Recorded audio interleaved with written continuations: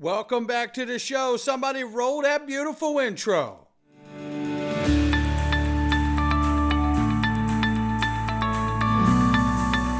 Digital Perspectives with Brad Kimes. Come on in.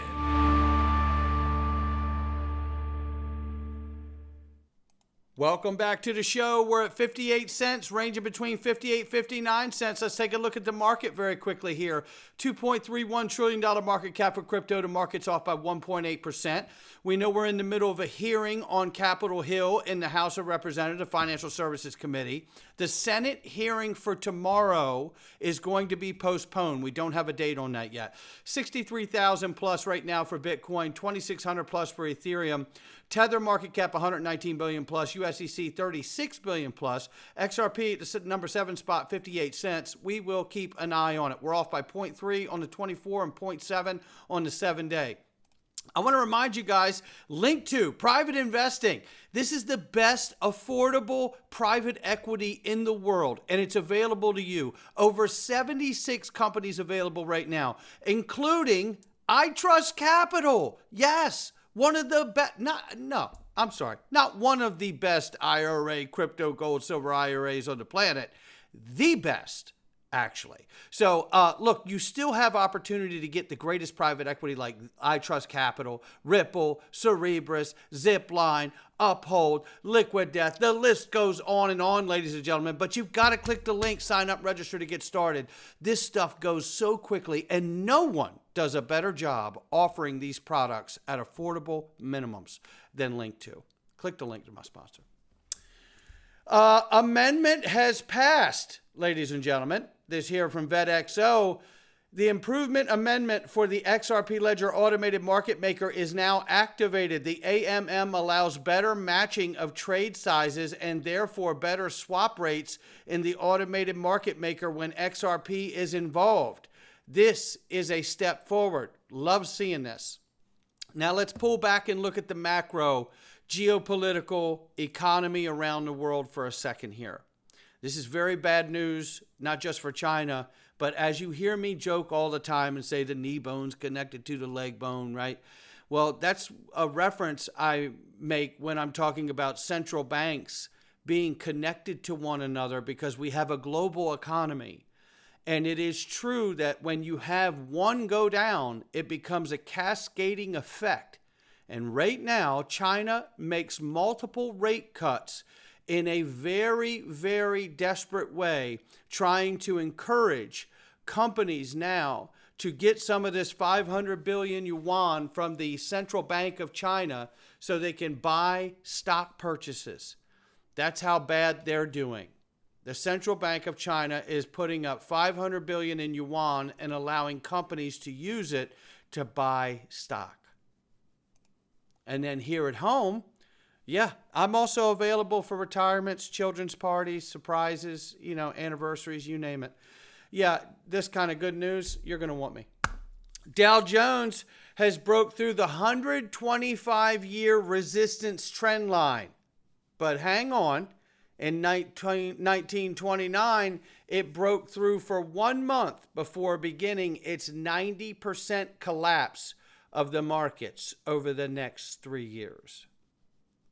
Point being, is this a signal right here that we are about to repeat what we saw in 1929?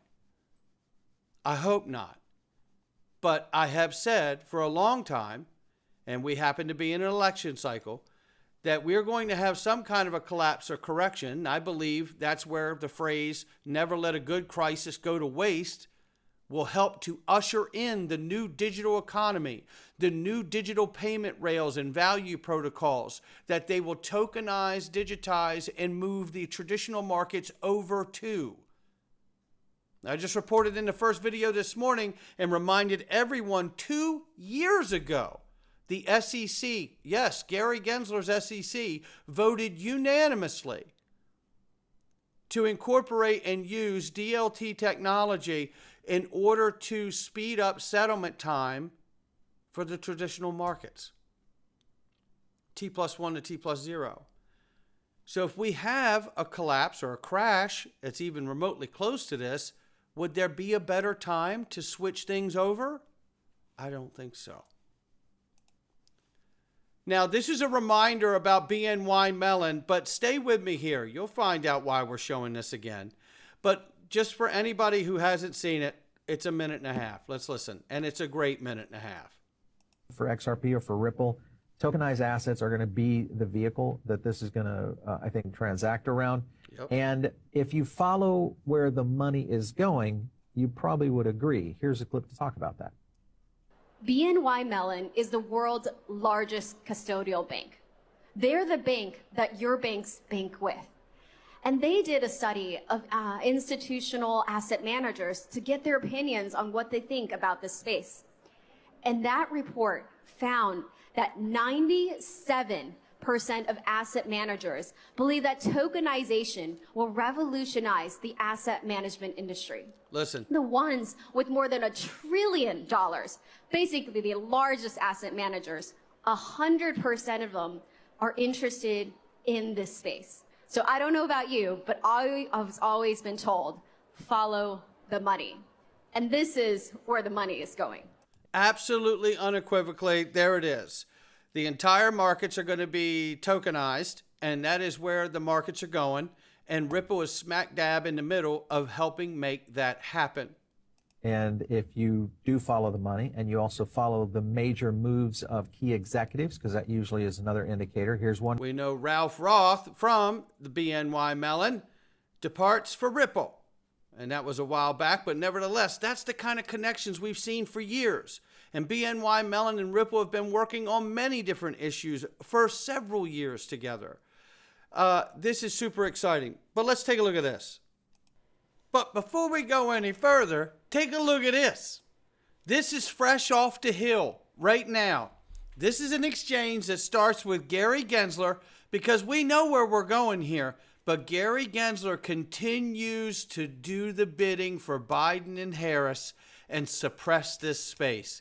But because we have all of the SEC commissioners testifying today, you're about to hear Hester Peirce throw Gary Gensler right out in front of the number 9 bus, as he should be. Take a listen to this exchange. First, you got to stomach Gary Gensler. I can't do anything about it, but you'll need it for the context. Agriculture and Financial Services Committee sent you a letter about the regulatory treatment for Ether, the native token of the Ethereum blockchain. In the letter, we expressed concern the SEC is using different terms to describe digital assets. This includes crypto tokens, crypto security tokens, crypto asset securities, digital asset securities, and digital asset securities that are investment contracts. Does the SEC differentiate between crypto tokens and tokenized securities?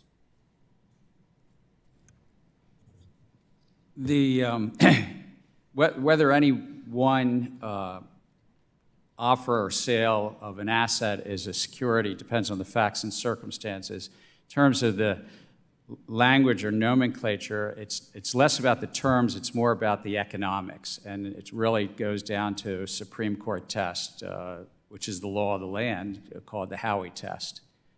And whether an investment contract is being offered and sold to the public, and that public is looking to others in a common enterprise, anticipating a profit. So the labels matter less than what the economics are.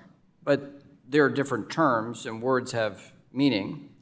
And the fact that you've used multiple different words to explain what seems to be the same phenomenon, I think really raises questions about clarity. Well, the laws are clear, and it's written by the Supreme Court, but also... The laws are clear, but what we're seeing from the SEC is a lack of clarity. That's what I'm trying to ask you about. You have no... The direct question is about the different terms, and rather than answering that question, you answered a separate question. Kudos to you. Commissioner Peirce, let's get into this question. Here we go. Do you think that one reason why multiple terms are being used here for crypto is that there's no regulatory clarity or consensus identifying which tokens may or may not be offered pursuant to an investment contract? Listen. I think that's absolutely true. We've taken a legally imprecise view to mask the regulatory lack of clarity. So This Did question you of hear investment what she just said? clarity or consensus identifying which tokens may or may not be offered pursuant to an investment contract. I think that's absolutely true. We've taken a legally imprecise view to mask the regulatory lack of clarity. We've taken a legally imprecise view to mask. Oh boy, I love this. So Sitting right next to Gary Gensler and calling him exactly what he is. this question of investment contract, the SEC defined crypto asset securities as an investment contract represented by the underlying crypto asset. Yet, tucked away in a footnote on an amended complaint, the SEC clarified a security is determined by the, quote, contracts, expectations, and understandings centered on the sales and distribution of a digital asset, and not that the digital asset itself is a security. Is the SEC using inconsistent standards here? I mean, is that what's happening? I think what's happening is that we're trying to be ambiguous because the legal precision carries with it real implications. And this is why people have been coming to us and saying we need clarity. Is the token itself a security? Or is it part of an investment contract? Is it being sold together with an investment contract? If it is, what is that investment contract and how long does it track along with the token? By using imprecise language, we've been able to sort of suggest that the token itself is a security apart from that investment contract, which has implications for secondary sales. It has implications for who can list it. And I think this is absolutely, we've fallen down on our duty as a regulator not to be precise. And so tucking into a footnote that, yes, we admit that now actually the token itself is not a security, that's something that we should have admitted long ago and then started wrestling with the difficult questions. Okay. So Fire Gary Gensler. would a statutory definition provide that clarity for the agency? Or is this something the agency can do itself? We certainly have authority where we can provide guidance. We can use our exemptive authority. It's always helpful to have Congress weigh in, but there certainly are some guidelines we could provide in this area that we have chosen not to provide. But a statutory definition would help. Well, I always welcome the input of Congress. That's fantastic. Everybody's writing, your fellow commissioners are writing that down. We hope to hear more of that today. And then they move on. But listen, this is enormous because that was a professional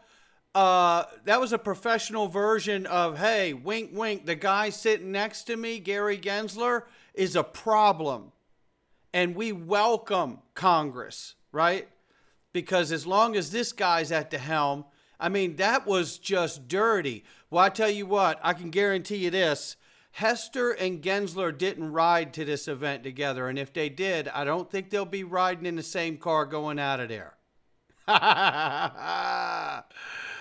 Yeah. Because meanwhile, the EU regulators are issuing surveys to stablecoin providers. They already have determined USD Tether is not a stablecoin under the recent EU MiCA regulations. There'll be another wave of those regulations kicking in December 30th this year. So just in a few months. And here we still see the United States struggling, but now we hear Hester Peirce come out even more vocal in her testimony that it is deliberate that the SEC current direction is to be ambiguous and confuse this space. And that is despicable. Meanwhile, European Central Bank is moving forward with the digital euro pilot, baby. Yeah, The United States doesn't have the time that it thinks it does. I think we see something much sooner than any of us realized, because this is something to note as well. SWIFT specially mentions XRP, and here's the significance of it right here. If you go down into the diagram, it shows SWIFT GPI expansion, R3, which we knew had been working there for a long time now, but it's becoming more relevant because we're getting closer and closer to getting that kind of language that allows the traditional financial system, which is exactly what this stuff was designed to perform for, right? So, and within. So this is remarkable. And inside the document, what do you see? Transfer of funds on Corda, Swift GPI link, Swift GPI, and cryptocurrency, e.g. XRP. This is in Swift documents right here.